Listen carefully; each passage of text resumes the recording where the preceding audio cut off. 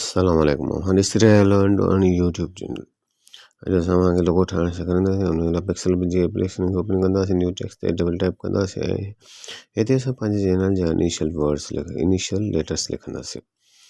Initial letters लिखण खां पोइ ओके ते क्लिक कंदासीं। इन खां पोइ इनखे ड्रैग करे इनजी साइज़ वॾी कंदासीं। इनजी साइज़ वॾी करण खां पोइ असां ए वारे सेक्शन ते क्लिक कंदासीं, जिथे असां पंहिंजी टेक्स्ट जे फॉन्ट वगैरह चेंज कंदासीं। फॉन्ट चेंज करण लाइ ए बी ते क्लिक कंदासीं ऐं इन खां पोइ असां माय फॉन्ट ते क्लिक कंदासीं। छो जो हीउ फॉन्ट जेको आहे असां इस्तेमालु करे रहिया आहियूं, इहो ॿाहिरि डाउनलोड थियल आहे। इन जो लिंक तव्हांखे डिस्क्रिप्शन में मिली वेंदो। इन खां पोइ वरी हाणे असां साईं इन ए वारे सेक्शन में हेठि स्क्रॉल करे ईंदासीं ऐं इन जो असां हाणे कलर चेंज कंदासीं। कलर चेंज करण लाइ असां इन जे लाइ इनखे ट्रांसपेरेंट कंदासीं।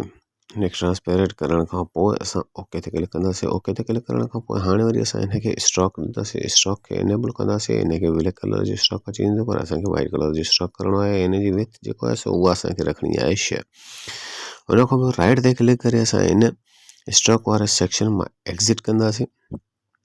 इन खां पोइ वरी हाणे असां हिनखे शेडो ॾींदासीं। शेडो जे लाइ असां इन सेक्शन में हेठि ईंदासीं, शेडो ते इनेबल कंदासीं। शेडो खे इनेबल करण खां पोइ हिते तव्हां कहिड़ो बि क़िस्म जो कलर इस्तेमालु करे सघो था। ऐं हिते ही कलर इस्तेमालु करे रहियो आहियां ऐं इन जो वैल्यू रेडियस खे 24 कंदासीं। इन खां पोइ वरी इनखे असां इनर शेडो बि ॾींदासीं। इनर शेडो खे इनेबल कंदासीं। इनर शेडो बि असां साॻियो ई कलर ॾींदासीं, छो जो असां हिक ई कलर ते अॼु कमु कंदासीं ऐं हिक ई कलर सां असां जेको आहे सो पंहिंजो लोगो तयारु कंदासीं। इन खां पोइ असां इन जो वैल्यू रेडियस जेको आहे सो उहो 10 कंदासीं। उन खां पोइ राइट ते क्लिक करे असां हितां एग्ज़िट कंदासीं। पोइ प्लस ते क्लिक कंदासीं ऐं टेक्स्ट ते क्लिक कंदासीं ऐं हाणे वरी असां पंहिंजे चैनल जो पूरो नालो लिखंदासीं।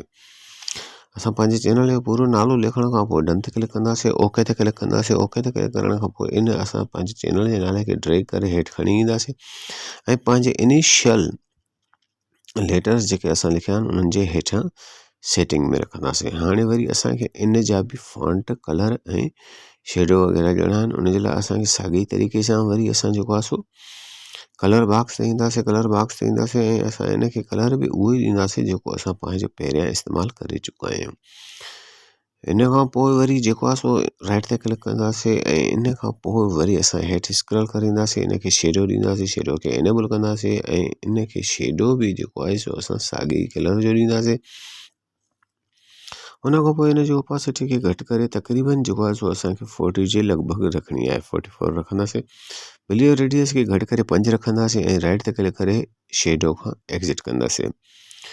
हाणे वरी इन जो असां जेको आहे सो फॉन्ट चेंज कंदासीं। फॉन्ट जेको आहे सो इहो तव्हांखे पिक्सल लैब मां फॉन्ट ई मिली वेंदो।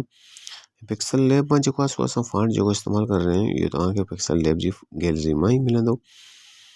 इन जो नालो आहे नेविस। उन खां पोइ असां इन जो फॉन्ट चेंज करे चुका आहियूं। हाणे वरी असां इन जे लेटर्स जी स्पेसिंग वधाईंदासीं ऐं इन जी स्पेसिंग रखंदासीं असां 9 ताकी असांजा लेटर्स जेके आहिनि उहे थोरा खुलियल खुलियल लॻनि। उन खां पोइ वरी हाणे असां इन जी साइज़ जेको आहे से नंढी करे पंहिंजे लोगो जेतिरी कंदासीं। इनखे असां साइज़ में नंढो करे पंहिंजे इनिशियल लेटर्स जे हेठां सेट करे रखंदासीं।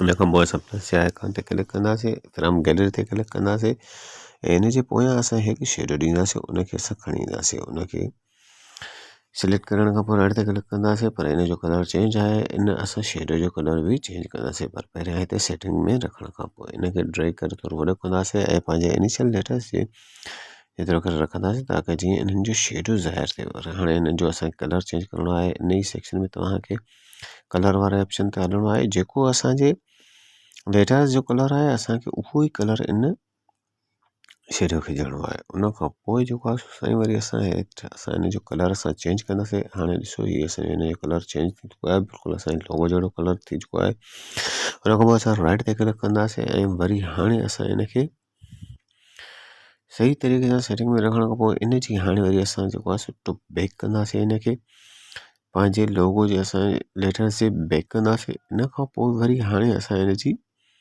ओपासिटी चेंज कंदासीं। इन ई सेक्शन में तव्हांखे ओपासिटी जो ऑप्शन मिलंदो। ओपासिटी खे इनेबल कंदासीं ऐं उन जी ओपासिटी जेको आहे सो असां उहा तक़रीबन 70 जे अराउंड 69 करे रखंदासीं। राइट ते क्लिक कंदासीं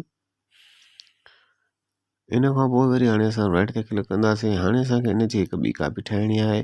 हुन जी ॿी कापी ठही चुकी आहे। हाणे असांखे इनखे ड्रैग करे इन जी साइज़ जेको आहे सो असांखे नंढी करणी आहे ऐं इनखे बारीक करे पंहिंजे हेठि फुल नेम जे हेठां करे रखणु। इन खां पोइ असांखे हिकु शेप जी ज़रूरत पवंदी। शेप में असां राउंड जो शेप खणंदासीं। राउंड जी शेप खणण खां पोइ हुन जी ओपासिटी खे बिल्कुलु ज़ीरो कंदासीं। उन खां पोइ वरी हाणे असां इनखे स्ट्रोक ॾींदासीं ऐं स्ट्रोक जो विथ असां रखंदासीं 5 ऐं इन जो कलर बि जेको आहे सो असां पंहिंजे जेको कलर इस्तेमालु कर रहिया आहियूं उहो न बल्कि इन जो वाइट कलर रखिणो आहे। उन खां पोइ वरी इनखे बि असां शेडो ॾींदासीं। शेडो खे इनेबल कंदासीं। शेडो खे इनेबल करण खां पोइ वरी हाणे हिते असां इन जे शेडो जो उहो कलर रखंदासीं जेको असां इस्तेमालु करे रहिया आहियूं। उन खां पोइ हिन जो बेलियर रेडियस खे घटि करे न बल्कि इनखे वधाईंदासीं 17 कंदासीं। उन खां पोइ राइट ते क्लिक कंदासीं। इनर शेडो खे इनेबल कंदासीं। इनर शेडो बि असां साॻे ई कलर जो खणंदासीं ऐं उन खां पोइ वरी इन जो बेलियर रेडियस बि वधाए करे असां तक़रीबन 19 रखंदासीं। उन खां पोइ राइट ते क्लिक करे असां हितां एग्ज़िट कंदासीं। असांजी लोगो ठही हाणे तयारु थी चुको आहे। बाक़ी सिर्फ़ु हिकु शइ रहियल आहे। उहा कहिड़ी त हाणे असांखे इन्हनि सभिनी एलिमेंट्स खे पाण में मर्ज करिणो आहे।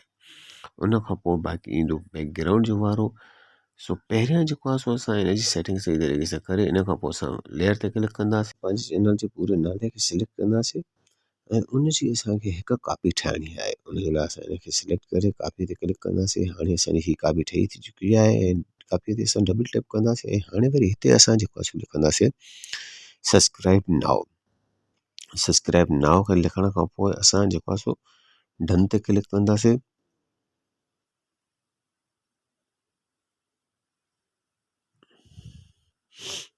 उन खां पोइ असां डन ते क्लिक करे ओके ते क्लिक कंदासीं ऐं इनखे ड्रैग करे असां जेको आहे सो हेठि खणी ईंदासीं।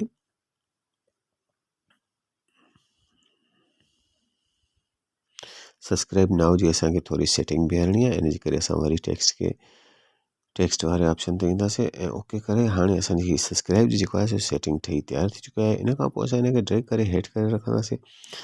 असां पंहिंजे इन लोगो जे अंदरि इनखे सेटिंग में रखण खां पोइ जनाब बाक़ी इन जी असां सेटिंग कंदासीं। इनखे ॿई साॻे ई तरीक़े सां जेको आहे सो उहो असां एलिमेंट्स वारो शेडो ॾींदासीं ऐं ॿिया शेडोज़ वग़ैरह ॾींदासीं। उन जे लाइ वरी हाणे असांखे लेयर ते क्लिक करिणो आहे ऐं हाणे वरी असां इनखे हेठि ईंदासीं ऐं उहो जेको आहे सो असां हितां पंहिंजो जेको आहे सो शेडो ते क्लिक करे ऐं उन जी हिकु कापी ठाहींदासीं। उन जी कापी ठाहिण खां पोइ उनखे खणी अची करे असांखे पंहिंजे सब्सक्राइब जे पोयां करे रखिणो आहे।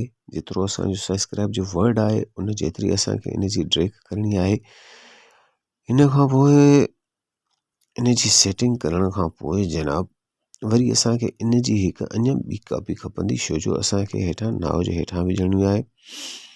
हाणे वरी असां इनखे अञा साइज़ में नंढो करे पंहिंजे नाव जे वर्ड जेतिरो करे रखंदासीं ऐं इनखे सेटिंग में रखण खां पोइ जनाब असां बाक़ी कमु पोइ अॻिते कंदासीं। इन जी सेटिंग में रखण खां हीअ हाणे असां इनखे सेट करे रखी चुका आहियूं। इन खां पोइ वरी हाणे जेको आहे सो असां लेयर ते क्लिक कंदासीं। लेयर ते क्लिक करण खां पोइ वरी असां जेको आहे सो जेकॾहिं असांखे कंहिं बि एलिमेंट्स ते कमु करिणो हुजे त हाणे हेॾे ही सभु एलिमेंट्स अलॻि अलॻि आहिनि ऐं हिते सिलेक्ट करण में असांखे ॾुखियाई थींदी आहे। इन जे लाइ असां पोइ लेयर ते क्लिक करे ऐं हितां हर हिक खे अलॻि अलॻि सिलेक्ट करे सघंदो आहे। इन खां पोइ वरी हाणे असां इन तमामु एलिमेंट्स खे जेको आहे सो पाण में मर्ज कंदासीं छो जो असांजो लोगो ठही तयारु थी चुको आहे।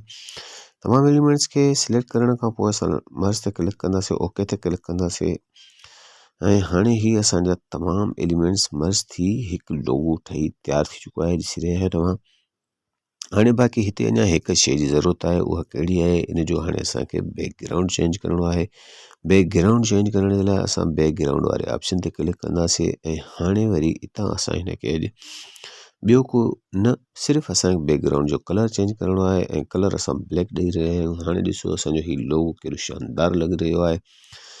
सेव करण खां पहिरियां इन जी साइज़ खे असांखे चेंज करिणो आहे। 3 डॉट्स ते क्लिक कंदासीं इमेज ते क्लिक कंदासीं। इमेज ते क्लिक करण खां पोइ कस्टम ते क्लिक कंदासीं ऐं असां हितां यूट्यूब प्रोफाइल पिक्चर खे सिलेक्ट कंदासीं ऐं हाणे हिनखे ड्रैग करे असां सेंटर में रखंदासीं।